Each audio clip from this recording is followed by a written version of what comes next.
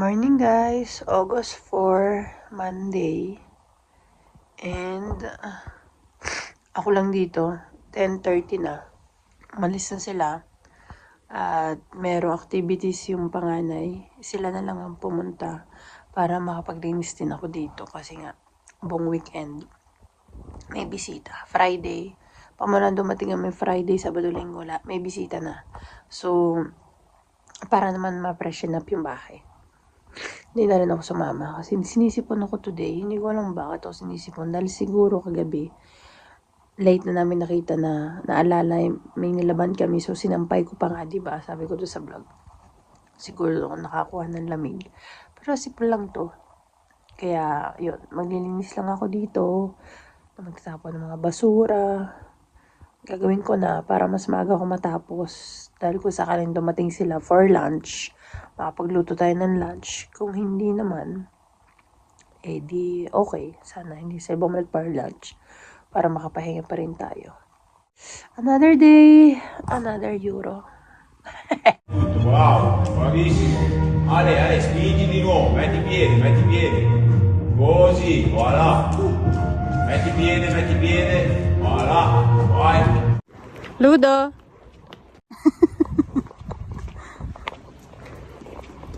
Natapos na naman ang ating buong maghapon. And it's currently 9:20 na ng gabi. And kanina pa ako tapos. Mga 8:40 tapos na ako. Nag-shower lang ako. Then nag-ayos ako ng maleta ko. Kasi pagkaka-everyday, inaayos ko na yung mga nagamit ko, nilalagay ko na sa maleta para mas mabilis na magpake sa last day, sa Friday. Kasi bala ko nang pumunta sa center sa Friday para bumili man lang ng mga pansalubong sa mga bata. Hopefully makapunta ako. Tapos wala, nandito lang naman ako sa bahay maghapon. Parang kaya lang ako lumabas ay sinamahan ko yung mag-iina doon sa parang nasa wall yung nilalarong umaakit-akit. Hindi ko alam, rampikata ang tawag dito. Yun, ewan ko sa Tagalog, sa English no so hindi ko alam. Tapos mga 30 minutes lang ako doon. Tapos umuwi na ako, dala-dala ko yung maliit. Tapos nagluto ako ng aming dinner, which is bilotata lang. So yun, kaya update ko kayo. Tatawagan ko yung mag-ama. At bukas na lang ulit. Bukas may pupuntahan daw kaming parang lake. Hindi ko alam. So, balitaan ko kayo tomorrow. Good night, guys. Hi, guys. Time check. Almost 12. Nag-hike kami. August 5. Martes.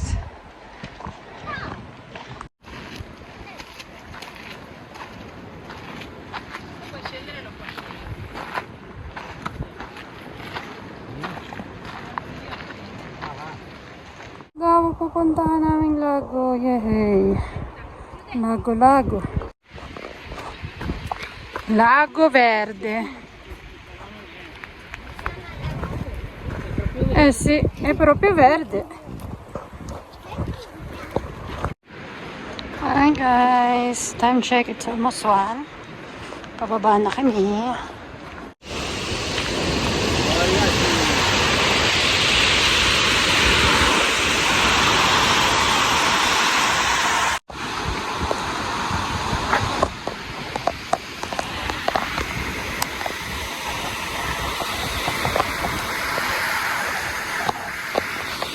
(5:30) and dumating kami dito siguro mag-aalas 4 na yata yun. Pagkatapos namin kumain, wala, tapos dumiretso na kami dito dahil tutulog yung maliit. Nakatulog na nga sa sasakyan. Tapos nakipaglaro lang ako sa bata doon sa may garden, and sabi nung aking among babae ako daw ay magpahinga muna. So 5:30, may alas 6 tayo lalabas na ulit ng kwarto para magluto naman. Kasi magluluto na rin kami ng dadali namin bukas kasi ang mga bata bukas ay sa akin 9 to 5 p.m. 9 ng umaga hanggang 5 kasi yung mag-asawa ay magde-date, magbabike maghapon. So sa akin yung mga bata siguro kami sa labas magpipiknik. Mababait naman yung mga bata, nakikinig naman sa akin, kaya hindi ako masyado nag-aalala. Isama ko sila dito sa sentro. May parking kasi doon malaki, tapos may mga punong-puno. Doon na din, tapos doon ko na din patulungin si Ludo sa hapon. Hinga muna tayo sa 30 minutes. Ang oras na ay 9:30. Pero, kami na taas ngayon 8:30, tapos na kami. Naligo ako. Ngayon, diba? Fresh na fresh ang lola nyo.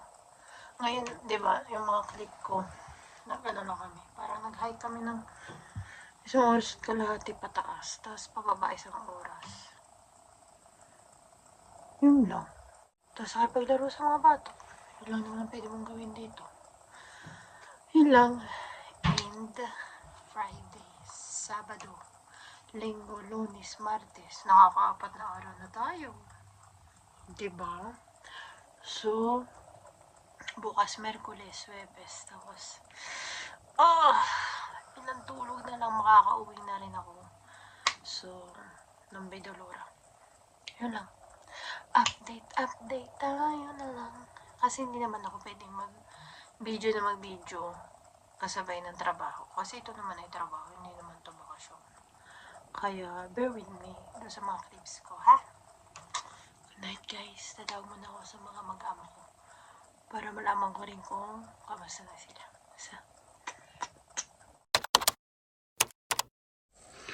Good morning, guys. 7:45. Maaga tayo today. It's August 6, Wednesday. So, 2 days na lang. Kaya natin to.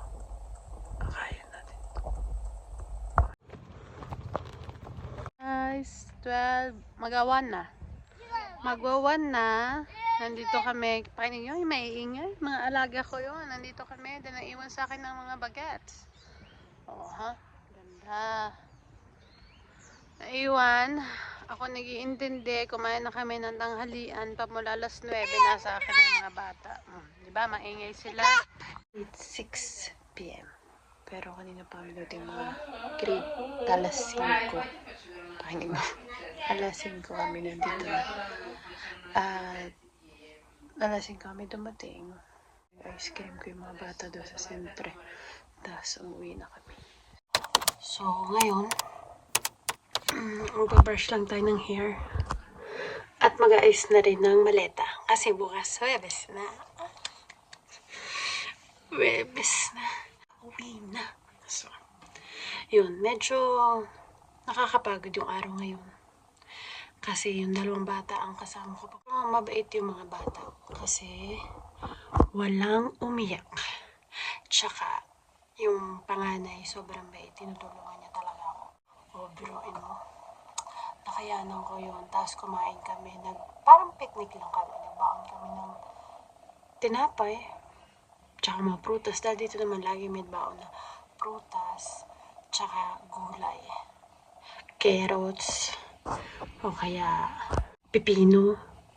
At tsaka yung maliliit na kamatis. Na ganyan yung chili gini. Yung lagi ang mga dala namin. Wala ditong dala mga tinatinapay na yung unhealthy. Yung lagi ang dala namin. So, dyan nakalagay yung mga gamit niya. Kasi ito naman ay talagang pang hospital lang. So, kettlebells. Basta ako natutulugan ako pa. Yun na importante. So, end ko na yung vlog natin today. Kahit pa clips lang tayo. Again, hindi naman ako laging nagpa-vlog. Kasi ayoko naman silang isama sa vlog. Kasi for privacy. At ito na may work. For work to, hindi to for vacation. Pero kahit na, hindi pa rin dapat, diba? Kaya, hindi naman din ako nag-ask nila na kung pwede ko silang i-vlog or something. So, wala naman ako sinasabi. Kaya, hindi ko na lang sila sinasama sa mga vlogs ko. Kahit yung mga bata, especially yung mga bata, kasi minor silang lahat. So, silang dalawa, kaya hindi ko sila isasama talaga sa mga vlog. Siguro yung clips na nakatalikod sila or something yan. Pero yung pinaka sila mismo, hindi. Talagang hindi nyo yung makikita. At saka, ang lagi kong iniisip ay, ito ay for work. Hindi naman ako nagbabakasyon. Kahit na feeling ko minsan, nararamdaman ko yung pagod pag patapusin mga alas 6, alas 7, ganyan. Naparamdam ko yung pagod. Pero yung pinay-experience din nila sa akin, yung in-experience sila dito, lalo na sa Corumayora, na sobrang mahal talaga. Kahit ako, kahit hindi ko siya afford, na kahit mag-weekend ka lang, hindi namin afford. Siguro pag umaawas na yung pera sa mga wallet namin, saka namin ma-afford to. Pero for this time, hindi talaga kaya. Kaya grateful ako na nakakasama ako sa mga ganito, na ako pa rin ang tinatawag nila kahit hindi na talaga ako nag-work sa kanila. As in, pang babysitter na lang ako sa gabi pag nagdi-dinner sila. O kaya mga ganito, 1 week. Tsaka nire-respect nila yung 1 week lang talaga ako. Kaya, yun, grateful pa rin ako sa experience na to dahil sobrang ganda talaga. As in, thank you Lord ka na lang sa lahat ng nakikita mo kasi sobrang ganda talaga yung pag-isip mo pala ng umaga, pagbukas mo lang ng bintana, ang ganda na ng tanawin mo. Ay, perfect. Parang, thank you Lord. Tapos yung fresh air. Tapos diba, asmahin ako. So, nakakatulong talaga yun. Good morning guys. It's 7:40. Nakabihis na ako. Kasi, maaga ako nagising kasi nababanyo ako. Sabi ko, magbibihis na rin ako. Kaya nabihis na ako. Skincare, tsaka yung castor oil sa labi. Good morning.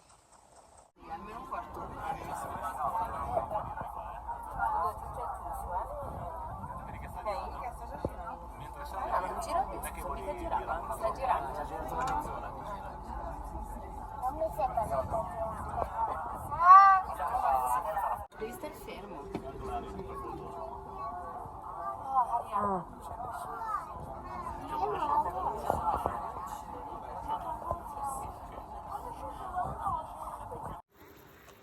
Sì, le farfalline che volano.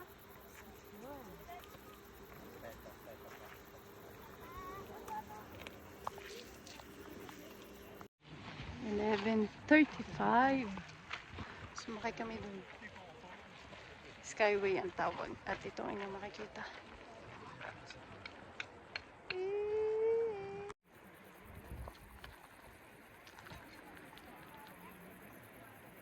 Pwede pa hanggang dun sa taas. Kaso hindi pwede, may bata kami dahil 3,000 mahigit. Pero hindi rin naman maganda kasi maulap dun. Ito lang mainit.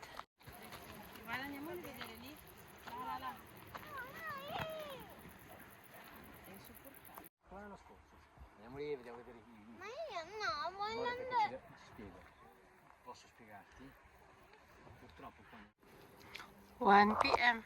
Kumain na kami ng potato jacket. Jacket potato. Ito ang view. Pababa doon. Yan. Yan.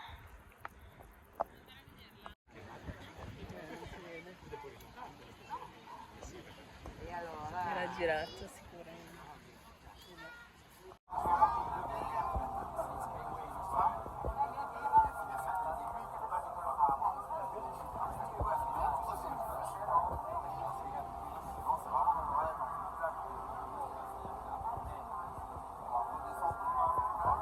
So, nakarating na kami. Galing doon sa Skyway.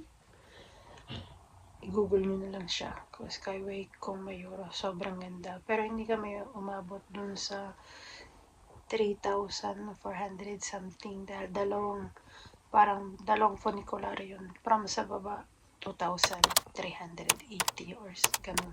Tapos pagdating doon, sasakay ka uli ng isa pa para makarating ka pa uli doon sa isa. Nakita nyo naman yung mga clip. Ganun siya katinte. Hindi na kami sumakay kasi hindi pwede doon ang bata. Nagpunta lang yung panganay tsaka yung ama. Hindi kasi pwede yung maliit. Dahil sasakit ang tenga, kami nga masakit yung tenga, yung bata pa kaya. Yun, may mga botanical garden doon. Makikita nyo sa konting clip ko, may botanical garden, may mga statue ng mga cervo, yung mga tas doon na rin kami nag-lunch. 4 na ngayon. So, pahinga muna para sa lahat. Magpahinga tayo. Kasi hindi naman last day kasi bukas late pa rin naman ako uwi eh. Mga 9 p.m. pa yung sakay ko ng bus. So, pahinga muna tayo hapon. Ipapahinga din sila kasi sila mag-asawa mamaya. Magde-date na naman, kakain sa labas. So, ako na naman may iwan sa mga bata. Kaya kailangan nila akong pagpahinga eh. Yan lang. At bukas, maglilinis tayo dito. Alisin yung mga cover ng aking kama kasi dadating yung kaibigan nila bukas ng gabi. Pagpaalis na ako, dadating yata hapon. No, hindi ko alam. Basta aalis na ako bukas. Hi guys! It's 9:40. Ay, nakahiga ako kasama ng mga bata dito sa set. Kung naririnig mo, mayroon kaming TV. Kasi 5 minutes na lang tutulog na kami. Kasi yung mga nanay dito, tatay nito, nag-date kumain sa labas. So, katabi ko dito yung dalawa. At mamaya tutulog na kami. Pinag-ano ko na rin sila. Toothbrush. So, nandito sila. Nandito kami sa set. Napakain ko na rin yung mga yan. Nakapijama na. Nandito sila sa kabila kong side. Nanood kami ng cartoon. Tapos mamaya, tutulog na rin yung mga yan. At katabi ko muna sila bago dumating ko kanilang mga magulang. So, good night guys. Bukas is the day na uwi na ako. Pero late pa ako uwi. Kaya, good night. Hi guys. It's August 8. 8/8 ngayon. And it's currently 12. Umalis yung mga employer ko ng 10 kasama yung mga bata. And naglinis ako ng bahay. Inalis ko na yung kobre kama ng aking kama. Nilabhan para bago ako umalis mamayang gabi kasi 9 p.m. pa yung alis ng bus. Nung pagpunta dito, sinundo ako. Pero yung pag-uwi, wala kasing uuwi sa kanilang mag-asawa. Hindi katulad last year na may umuwing isa. Kaya naihatid ako pabalik. Ngayon, walang uuwi. So, magbabas ako. Pero binayaran din naman nila yung bus. Parang naikwento ko na yata sa inyo, babe. Well, at naglaban na ako kaninang umaga. Alas 8:30 naglalaban na ako para matuyo siya at maplansya ko. Dahil wala magpaplansya dito. So, lahat, yan o. Kagabi, nilabhan yan. Ngayon, kaninang umaga, naglaban naman ako ng puti kasama yung kobre kama.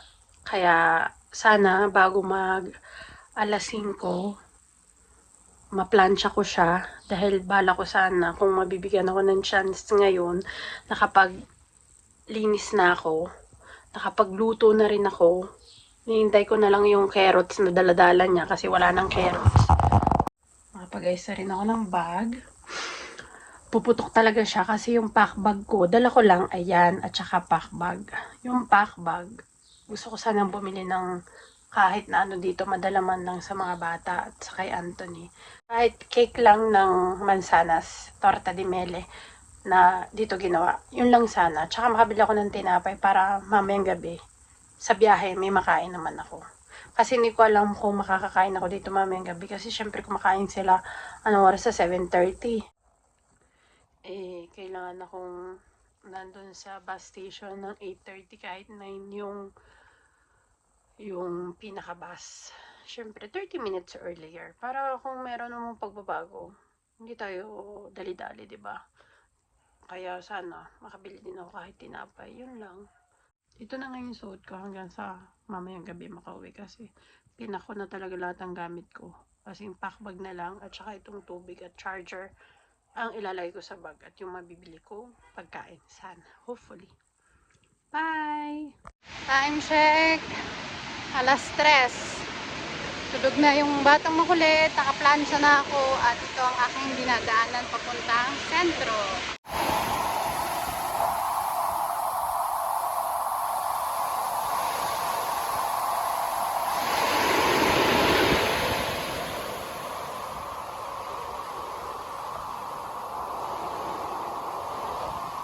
Hindi pa ako dumating, mga 4:30.